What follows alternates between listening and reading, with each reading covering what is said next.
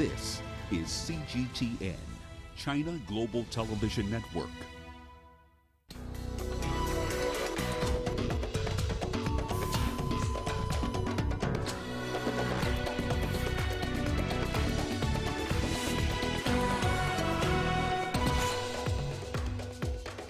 Staff at the U.S. consulate in the Chinese city of Chengdu have less than 24 hours to vacate after China ordered its closure.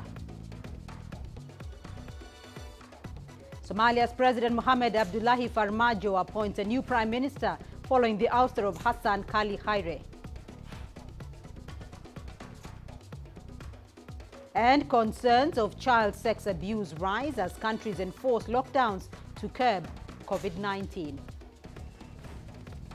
This is CGTN. Welcome to Africa Live with me, Beatrice Marshall, in Nairobi. Also ahead this hour.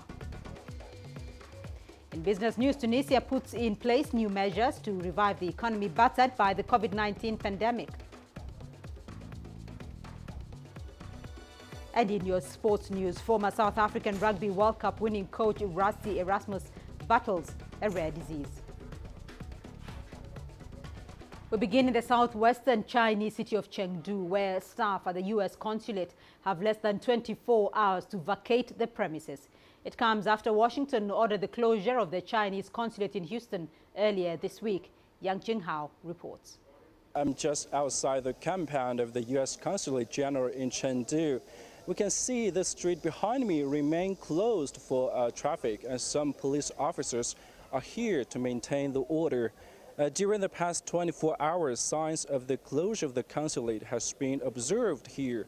A truck believed to carry staffs left the consulate, and around 10 a.m. local time, a bus that entered the compound last night also left. Since China announced the decision on Friday morning to close the consulate in response to the U.S. directive for China to shut its consulate general in Houston, large crowds have gathered here during the past few days. We can see many are still taking pictures here to record the special moment. Some local residents say the last time they saw so many people outside this consulate was in 1999 after the U.S. bombed the Chinese embassy in Belgrade. On Friday afternoon, a man even set off firecrackers nearby. He was later taken away by the police, as such behavior is forbidden within the third ring road of the city.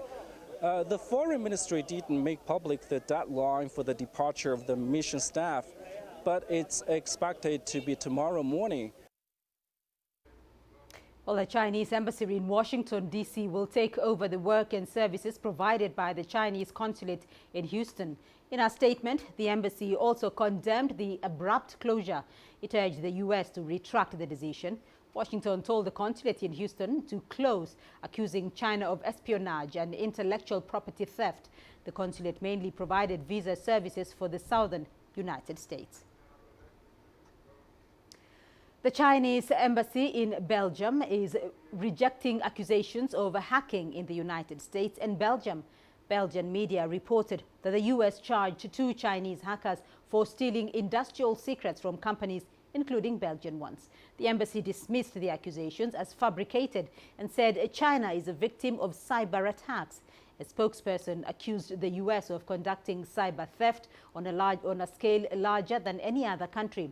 The embassy also said the Chinese government firmly safeguards cyber security and has always opposed and cracked down on any form of cyber crimes. And it assured Belgium that China has never posed any threat since formal ties were set up nearly 50 years ago.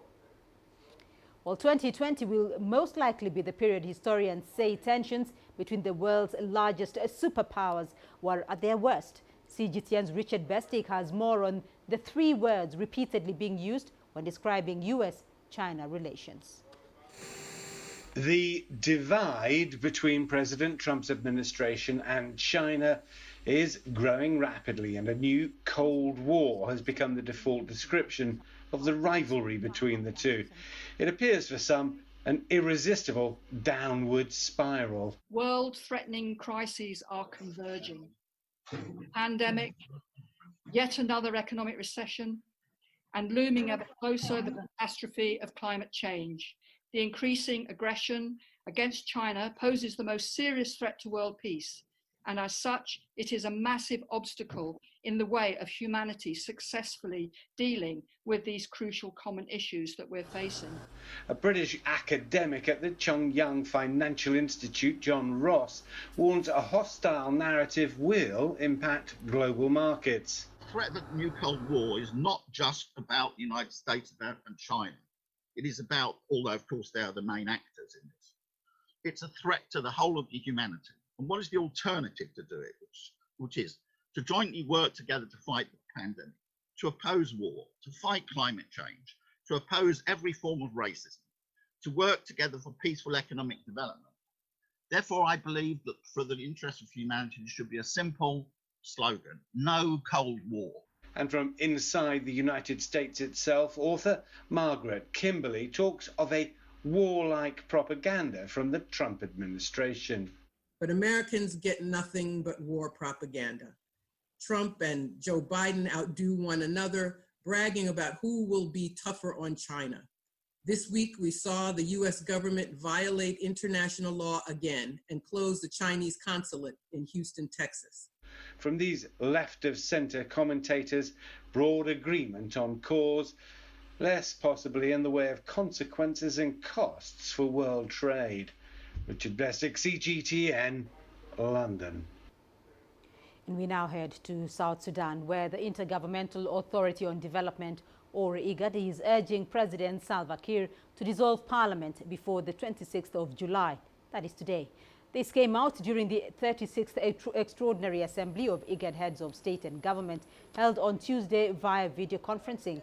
The regional bloc called on President Kiir to ensure parties reconstruct the Transitional National Legislative Assembly.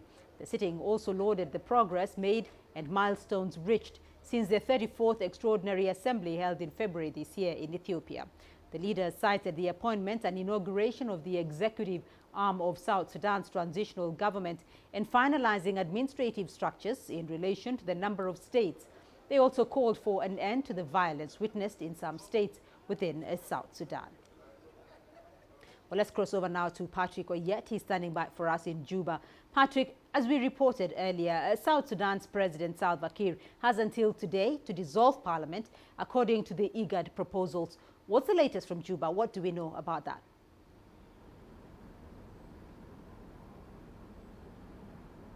Yeah, Beatrice, we've spoken to one of the ministers who did not want to be named on this, but he told us that preparations are at a very high level. He did not, however, confirm whether the parliament would be dissolved today and we see a new one.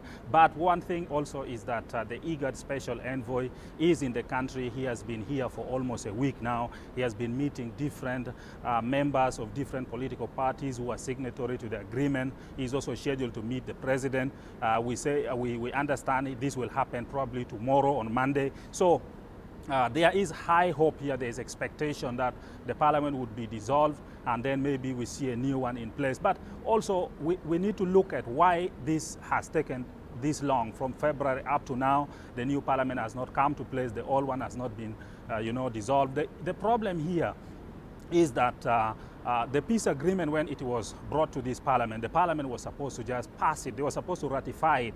And by ratifying it, they were supposed to dissolve themselves, meaning upon incorporating the agreement into the constitution, the parliament was automatically supposed to be dissolved. But when the agreement was brought to the parliament, they amended it. They say that, for example, by amending that, by incorporating the constitution, the peace agreement into the constitution, that parliament transforms itself to become the new Transitional National Legislative Assembly. And that's where the problem is now. So the parliament which is there feels that they are there by law. And President Salva Kiir also has to balance, because we're in a country where most of the people, when they lose political positions, they go and join armed rebellions. And as you know, we still have armed rebels who are still really fighting the government. So there is also that element of fear from the president that if he moves too fast and without proper consultation, it could also bring problems to him. Others may still join the armed rebellion. And then, of course, the other thing was the issue of the states, because in order for you to choose your member of parliament as a political party, you need to know which state has been given to you.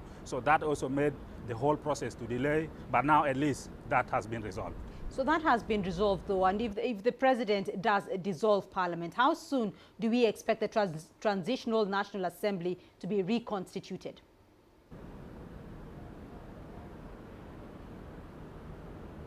What we are told is that, first of all, that most of the parties have already submitted the list of the people they want to be appointed as members of parliament. So what is expected is that once the parliament is dissolved, another one will be instituted immediately. So people expect 2 presidential decrees, one to dissolve the old parliament and a new one to bring the new parliament on board. However, there are also still some kind of pulling of ropes among the political parties because, as you may know, these political parties that are signatories to the agreement, some of them are alliances comprising of 9 political parties, 3 political parties. So within those parties also there are pulling of ropes. Sometimes you find a list has been submitted and another group is also still saying, no, that is not the right list, we want another list. So there are also those kind of pulling of ropes that may make the process delay. But the expectation is that immediately the old parliament is dissolved, the new one is supposed to be reinstituted on the same day. All right, Patrick, you're joining us there from Juba. Thank you. Still on the region, Somalia's Prime Minister Hassan Ali Khaire has resigned after members of parliament passed a motion of no confidence against him. Somalia's parliament voted to oust the Prime Minister on Saturday. The vote follows a dispute over when to hold the country's national election. Khaire, along with President Mohamed Abdullahi Farmajo, were in talks to hold the election on February 2021. President Farmajo has since appointed Mahdi Mohamed Gulaid as the caretaker prime minister. This is an interim position until he appoints a new prime minister. Farmajo, in a statement, said he accepted the legislator's decision to oust Khaire, adding that he will appoint a new prime minister soon. Abdulaziz Bello now joins us from our newsroom here in Nairobi with more on that story. Abdulaziz, thank you for joining us on Africa Live. So what exactly triggered the ouster of the prime minister? Also, how does this affect the timelines for next year's poll? Well, Beatrice, it's all about the electoral model for the upcoming election. There are 2 different schools of thoughts. That is one that is backed by the international community and the president as well as parliament. This is a direct election, the first that is going to take place in the country for the first time in 5 decades. And there's also the different school of thought that is indirect election, where clan elders get to constitute a constituent assembly that also elects the parliament, that in turn elects the president. So this has been there since 2000, since post-conflict Somalia. But this direct election that the president and parliament as well as the international community are backing is one that is going to change the democracy situation in Somalia from indirect election where clan elders had the final say to a democratic election where the Somali public gets to have a say in who is going to elect the next president of the country. The direct election will only include the members of parliament, but it is MPs who are going to elect the president in return. So whatever happened in parliament yesterday in Mogadishu, 170 lawmakers voted to oust the current prime minister, Hassan Ali Khaire, saying that they don't have confidence in him. It's also wise enough to note that Hassan Ali Khaire tended to side with the opposing bloc from the president. Hassan Ali Khaire insisted that elections take place on the right time. This means parliament needs to be dissolved by mid-November 2020, and the election of the president needs to take place exactly in February 2021. But the Electoral Commission says to achieve the direct election, the closest that elections can take place is March or August 2021. So the leaders who are meeting in the central Somali town of Dusamareb vowed to meet again in August 15 to decide on the electoral model that will take place. But it seems that the president came back to Mogadishu from Dusamareb, met a handful of lawmakers who in turn decided to oust the speaker, the prime minister of Somalia, in which it has been disputed, but it still is taking effect right now. So let's talk a little bit about that dispute, though, because some members of the cabinet have protested against the vote. They say it lacked any legal jurisdiction. Tell us more about this. And are they and the ousted prime minister fighting back now? And if so, how is that being done? Beatrice, according to the Somali constitution, before a prime minister is impeached, there's some technical procedures that need to be followed. One of that is more than 100 lawmakers need to sign a motion of no confidence against the prime minister that should be submitted to the speaker. After the speaker receives it, he needs to publicize it and put it in the government gazette that there's been an official motion of no confidence submitted by members of parliament. After this, it's brought to the parliament where MPs from both sides, those supporting the PM and those against the PM, need to debate. And after that, the prime minister needs to come to parliament to answer questions or to try to defend himself before the vote of confidence. In this case, that never happened. Only what members of parliament, majority of who are in the prime minister Qaire's cabinet were members of parliament, and that is the reason there was some fracas yesterday in parliament. Most of these MPs allied to Prime Minister Hassan Ali Qaiere tried to disrupt the process so that the vote didn't take place, but it was only 8 of them that, according to the reports that we've received. And one of the key allies of Hassan Ali Qaiere was the National Security Minister Mohammed Abukar Islo, who said that the process was unconstitutional. This is what he had to say. When we call the press here, go live and announce that you ousted the Prime Minister's government without a motion and any legal jurisdiction, and neither did you give them a platform to defend themselves against the allegations. Immediately after the opening prayers, the second thing was the ouster of the Prime Minister's government. We can interpret that as a move to fail the nation. Shortly after Hassan Ali Qaiere was impeached, he returned back to the capital Mogadishu from the central Somali town of Dus Samareb, where he held a press conference at around midnight Somalia time, where he termed his ouster as unconstitutional, and he said that the fact that he has been ousted, he is going to accept the verdict that was given by the parliament. He thanked also his president, Mohamed Abdullahi Farmajo, for giving him a good platform to be able to work for the Somali people. It's wise to note also that Hassan Ali Qaiere is the longest serving Somali Prime Minister in post-conflict Somalia. He served for more than 3.5 years. He was first appointed by Farmajo in March 23rd, 2017, and he has enjoyed a good relation with his president, unlike previous administration where each president had more than 3 prime ministers at one given time. So this fight by Hassan Ali Qaiere will no longer take place. A caretaker prime minister has been named, Mahdi Guled. He was the deputy prime minister for Hassan Ali Qaiere. But also, there's also another technical error that has happened in Somalia. The constitution of Somalia stipulates that the prime minister, after being ousted, can still remain in office until a new prime minister is named. But the fact that President Farmajo issued a statement appointing Qaire's deputy as the caretaker prime minister tends to show the level of mistrust that exists between the two leaders and the fate of the election that still hangs in the balance. All right, Abdulaziz Bello joining us there from our Nairobi studio. Thank you. Let's now head up north, where Tunisian President Kais Saied has appointed the country's interior minister as the new prime minister. The 46-year-old lawyer Hichem Mechichi replaces Elise Fafa, who resigned recently over allegations of conflict of interest. According to the country's state media, Mechichi now has a month to form a coalition government that will win parliament's approval by a simple majority. If not, the president will have no option but to dissolve parliament and call for fresh elections. Tunisia is currently facing harsh economic times after the tourism sector was badly affected by the coronavirus pandemic.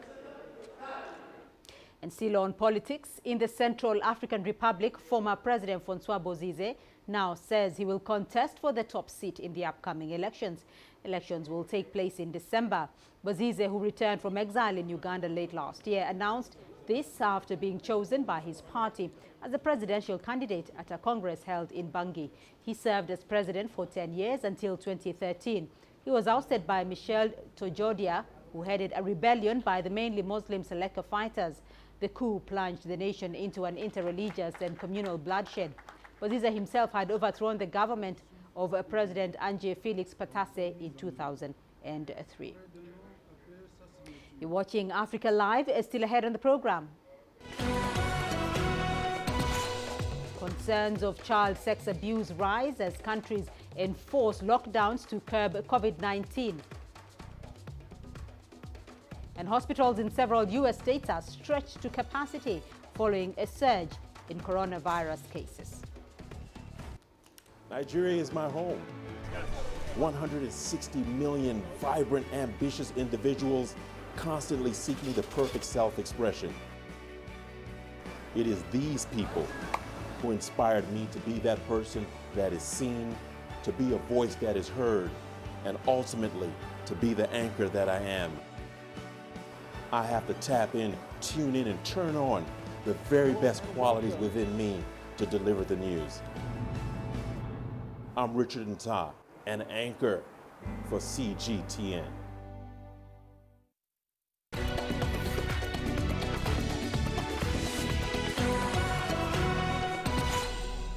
Well, let's now take a look at the COVID-19 situation in Africa. The continent has recorded nearly 830,000 cases. Africa has so far recorded over 480,000 recoveries, with a death toll of just over 17,500. As cases continue to rise, countries are imposing a variety of measures to curb the spread of COVID-19. These measures have impacted the economies of several countries. The African Development Bank has given out grants to several governments in an effort to mitigate national and regional impact of the fight against COVID-19. Rwanda, Uganda and Djibouti are among the countries to have received the grants. The UK-based Internet Watch Foundation says in the early months of the pandemic, reports of child abuse images online jumped by almost 50%. The group, which advocates for a safer internet, said the increase came after lockdowns forced both adults and children indoors and to spend more time online. In the 11 weeks from March the 23rd, over 44,000 reports of child abuse images were reported to the Foundation's hotline. That's 15,000 more than a year ago. Online abuse of children takes many forms, including the production, distribution and consumption of child sexual abuse material. In 2006, a coalition of tech giants, including Google, Facebook, Microsoft and Twitter, have backed a 5-fold plan to eradicate online child sexual abuse. A surge in reported teenage pregnancies in Kenya is threatening to cut short the pursuit of education for vulnerable girls. This surge comes as schools have closed their doors due to the COVID-19 pandemic. While the government has disputed the numbers, it acknowledges that without the relative safety of schools, teenage girls in the country are at risk. CGTN's Will Kistanyabwa has more. Each person picks one or two, holding the garments against their bodies to see if the clothes will fit. The pile of clothes will be shared among residents in this low-income neighborhood in Kenya's capital. This is one of the projects initiated by the Nairobi-based group Mng'aro Mtaani, which loosely means to look good in the neighborhood. The community-based organization collects and distributes used clothes to those in need. I used to see my neighbors going with the torn clothes, and then I said that, what can I do? He appealed to anyone with clothes to spare to donate them. But the organization's mandate is more than just to clothe those in need. As members sort through the pile, they also discuss the problems plaguing them. One of these thorny topics is teen pregnancy. And right now, you see, these boys and girls are at home. Everybody's at home, and the parents are not at home. Parents are working. Under that open chance, girls are really being convinced. In June, Machakos, one of Kenya's 47 counties, reported that almost 4,000 adolescent girls had visited health facilities for antenatal services in the county between January and May. This came just after the National Council for Population and Development in Kenya warned that approximately 1 in every 5 Kenyan teenage girls had either had a live birth or was pregnant. And since the pandemic hit, there's concern that these numbers could rise. School helps because it keeps the girls busy all day. But now with the coronavirus, the girls are idle and at home all day. Girls are very fragile, and in our community, we stay in the slums. We stay as neighbors, and we are not staying in a closed area. We are just living in an open area where everybody can indulge with anyone. Teenage pregnancy in Kenya is driven by a number of factors, including the lack of education on sexual and reproductive health, poverty, early sexual initiation, harmful cultural practices such as child marriages, and sexual abuse or violence. Being at home for the better part of the year also puts the girls at a higher risk of unplanned pregnancies. Our children are tired of staying indoors. They want to go out and meet their friends, boys and girls alike. It's challenging. Kenya's Ministry of Health argues that the number of pregnant teens isn't as high as initially reported in Machakos. In a statement, the ministry said the numbers were inflated and inaccurately extrapolated from the number of antenatal visits by teenage mothers. However, the government agrees that teenage girls are at risk. I am indeed concerned by the increased tensions within our homes. Cases of gender-based violence have increased, mental health issues worsened, and instances of teenage pregnancy have also escalated. In the face of these concerns, President Uhuru Kenyatta has warned that those responsible for impregnating minors will face the full force of the law. Across the country, stakeholders continue to work to keep girls safe, and in their own small way, organizations such as Mngaro Mtaani are providing safe spaces in the absence of school, places where girls can gather and talk as they dream of brighter futures after the pandemic. Wilkisa Nyabwa, CGTN. The Chinese mainland has reported 46 new COVID-19 infections. 35 of these were domestic transmissions, while the remainder were imported cases from abroad. A dozen of those domestic transmissions were reported in the northeastern city of Dalian, and provincial authorities have stepped up containment efforts there. Meanwhile, the northwestern region of Xinjiang continues to battle a recent surge by offering free testing. 22 of the new cases were from the region. These asymptomatic infections are mostly found through our free tests. They were reported as soon as possible, and the people are being treated in the designated care centers. Their close contacts have also been asked to go under medical observation. Places where cases have been found were thoroughly disinfected.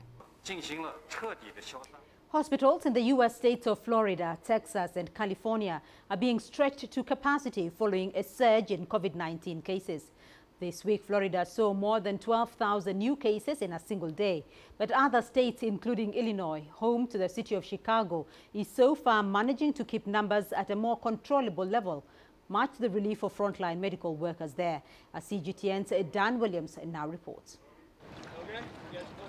A perfect summer's day in Chicago and an opportune moment to enjoy activities on the water. Chicago residents have been able to enjoy more freedoms in recent weeks as the economy opens up.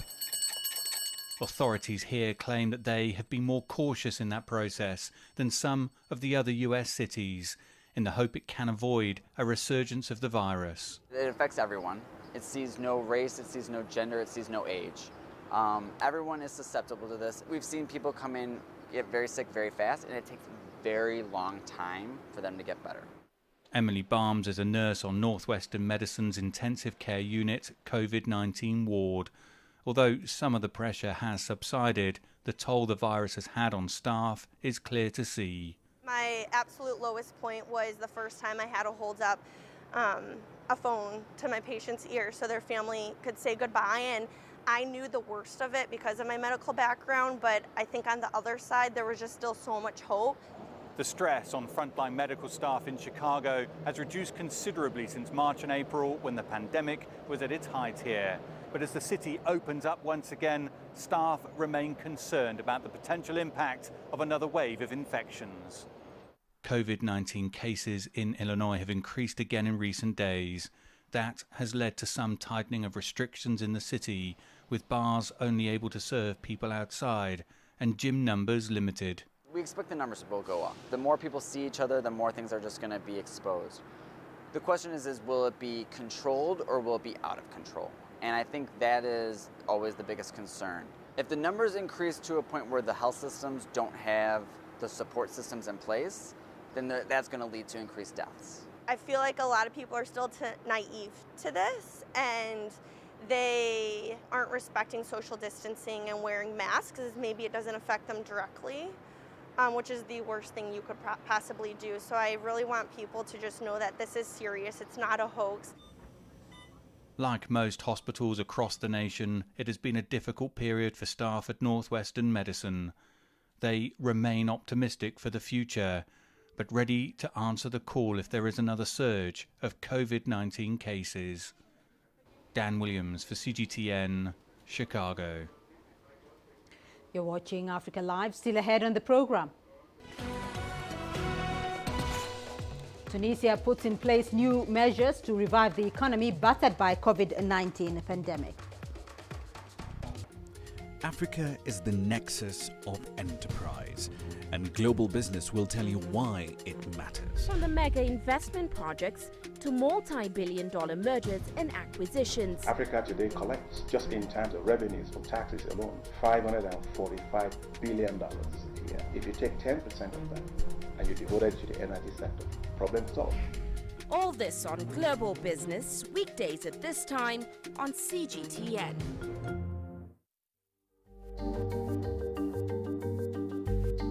Africa Live. Find your voice.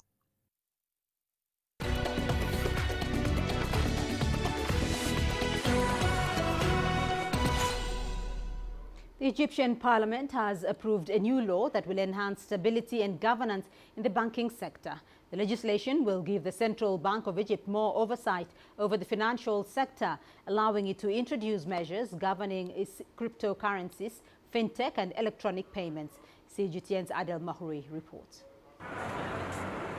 Egypt is redefining its governance over the banking sector.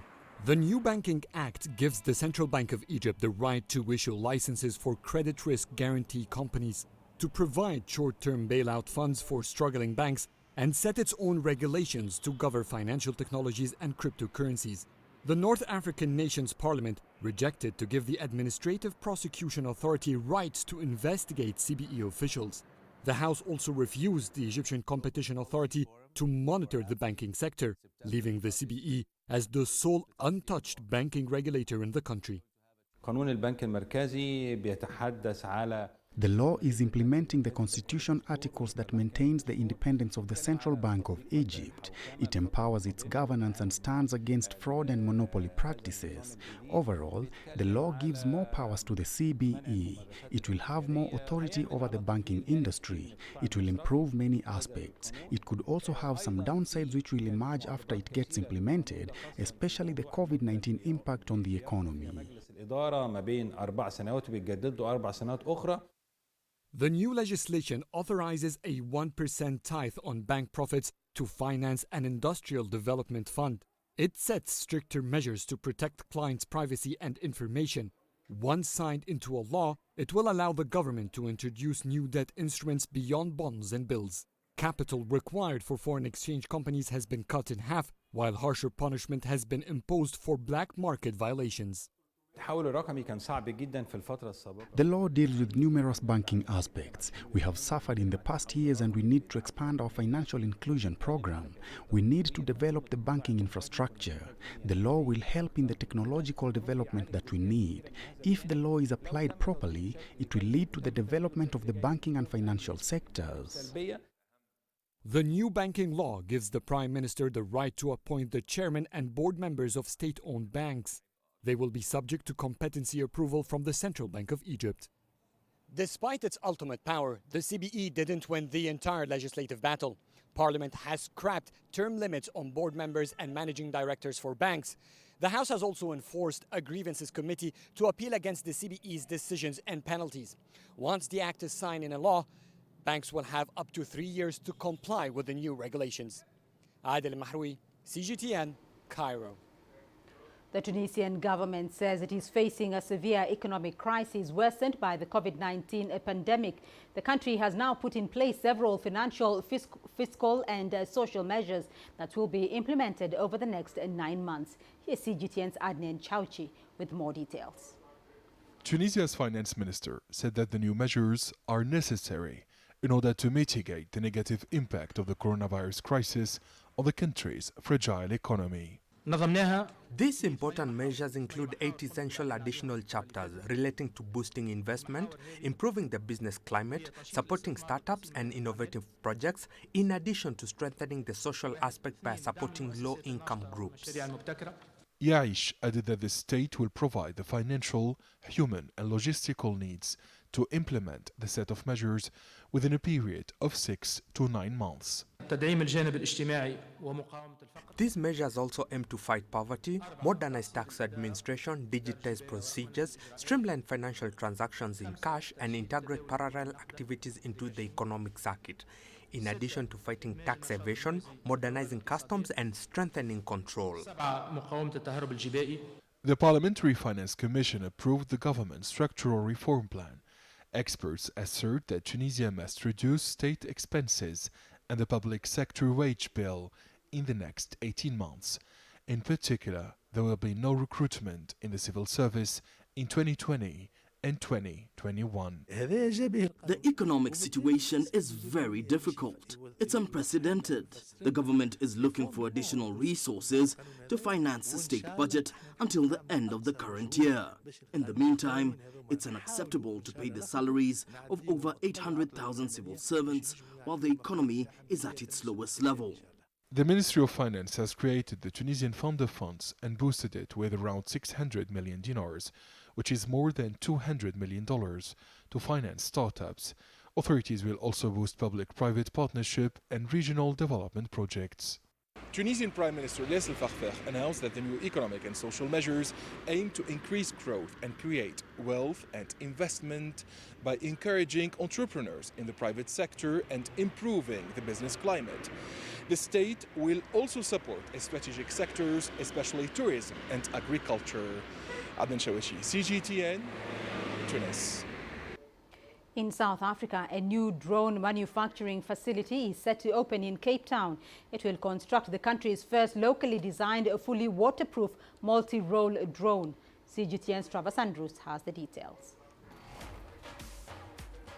It's called the Gannet Pro, and like many drones, it's capable of many useful aerial applications. But unlike many others, this one is fully amphibious.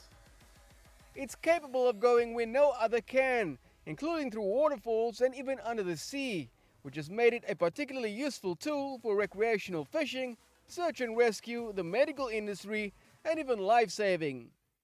What makes this one unique is that it's designed from the ground up with water in mind.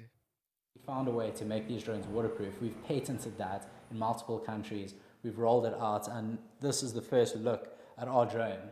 Like, almost a year later, we've got our final production copy in front of us. This is all injection molded and really next level. We've got dealers signed up all over the world. The manufacturer will develop 2 models, with one being built at a facility in China and one set to be built at a new facility being set up in Cape Town.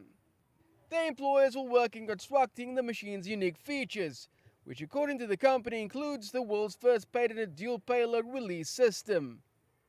Also on board is a unique flight bladder with zero permeability and a 2-kilogram payload capability that will make fishing a lot more interesting. Orders have come in from all over the world, and that sets a foundation for the manufacturing facility, which will be built here in the Waverley Business District and initially employ more than 20 people. It really is a refined product. It is expensive to make. It is complicated to make. We have decided that we actually want our own version of this that we are going to build here in South Africa. We want to bring an affordable drone to the market, something that's under the 10,000 Rand mark, and we are going to be shipping these in shells and parts, having local jobs, building as many of these drones as we can. For now though, this eye in the sky will soon take to the skies across the world, and it could be just the start of many more locally made drones on the horizon. Travis Andrews, CGTN, Cape Town. An increasing number of Kenyans living in the heart of Nairobi are growing herbs from their balconies or organic gardens from their homes. One small Kenyan startup is tapping into that market by creating a soil composite that is then sold to urban farmers. Chamgono has that story. Sprout Organic has revolutionized agriculture in Kenya. by creating an alternative mix for urban farmers practicing in small spaces. The composite is made by mixing animal bone meal, seeds, foliage, dry leaves, twigs and kitchen waste like banana peels. To top off the mixture, worms are added to aid in the maturing process that takes up to 4 weeks. The end result is a product that resembles black cotton soil. Following the outbreak of the coronavirus pandemic, the company has seen a 10% surge in demand. So these are the red regulars, yeah? So basically we take like everything that we get from our kitchen, or if you have a farm, any post-harvest waste, carrot peels, banana peels, tomatoes, as long as it's not acidic. So as you can see, it's really light and fluffy. It's more like, it looks like black cotton soil, but it's really not. It's purely organic matter that has been decomposed by the worms. We've tried and tested on a number of our clients' farms, and the result has been extraordinary. The feedback has been good, with some saying up to 96% germination rate with the seed mix that we've been able to come up with. A 20-kilogram bag retails at $33. With the recent rise in coronavirus cases, many are opting to grow their own produce. Now more than ever, people are seeing the need to grow their own produce. Because in the beginning people aren't allowed to leave the houses to do the shopping, so you'd find most families would, it would be a bother for most families to go outside to do their grocery shopping. So people started realizing that they can make better use of their spaces to grow their own produce, even if it's just a few veggies like skuma, spinach, and also like the regular herbs that you can use as a garnish or dressing on your salads or food. From where we started, we have seen tremendous growth in people taking interest in planting in the balconies or in their backyards. So as a result of this, we have created systems that will aid them in this endeavor. So anybody can actually be an urban farmer. Economic growth has deteriorated sharply, with many job losses in different sectors. Many farmers used to make a living by renting out tiny tin shacks, but the coronavirus pandemic means tenants can no longer pay for rentals. These one rooms, rental houses, then I change them into goats, dairy goat keeping. So you can see 1, 2, 3. These are 4 rooms. These are 4 rooms. We have around 40 dairy goats. They are giving good money rather than renting. We are getting good money out of this. Sprout owners say that although their technology is not new, they hope to expand production beyond Nairobi to cover other towns and boost sales. Chao Muhono, CGTN.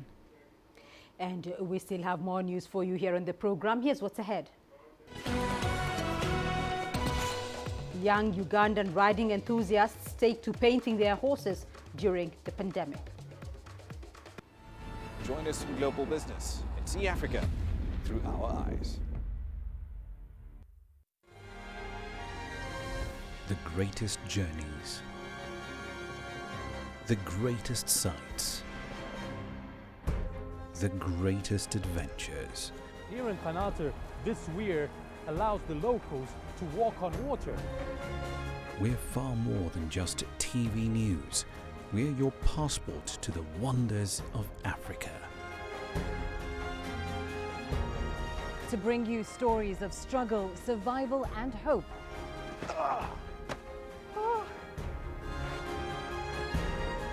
So let's explore.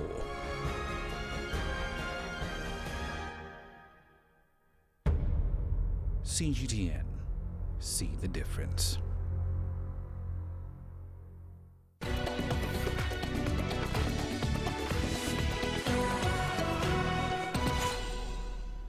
A group of young horse enthusiasts are making the most of their free time in Uganda. Instead of riding horses, they are painting them. Here's Leon Senyange with that story. A mix of colors for yet another day of painting. Painting horses is one of the popular pastimes at this table for these horse enthusiasts. I'm making fish scales, and then we're going to color them in different colors. The horses, Kyle and Winnie, make for the perfect canvas. They love the attention too, but there is always a favorite one to paint. Winnie because he's calm. The children are allowed to use non-toxic paints to make their art creations. This may feel like an unusual activity, but the children here are actually enjoying the painting, and their impressions are quite unique.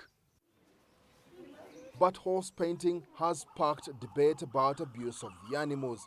Animal activists argue that it's cruel and objectifies the horses. Jackson Adrico, who oversees most of the painting sessions, says they are protective of their horses. The paints we are using, they're not so, as I say, like something that is so cruelty. So when it comes to that, it's just something that is quite a little bit friendly for them. While the painting gives the horses a colorful look, it also encourages the children to develop better interaction with the animals. It is something Elijah Simwe has quickly learned. Since I've been riding them, getting to know them, jumping on them, so I've really got their trust. When all the work is done, the children's flowery painting and palm prints give the horses a different look and create a truly distinctive piece of art. Leon Sanyange, CGTN, Gayaza, Central Uganda. Let's now take a look at your sports news. Here's what's ahead. Former South African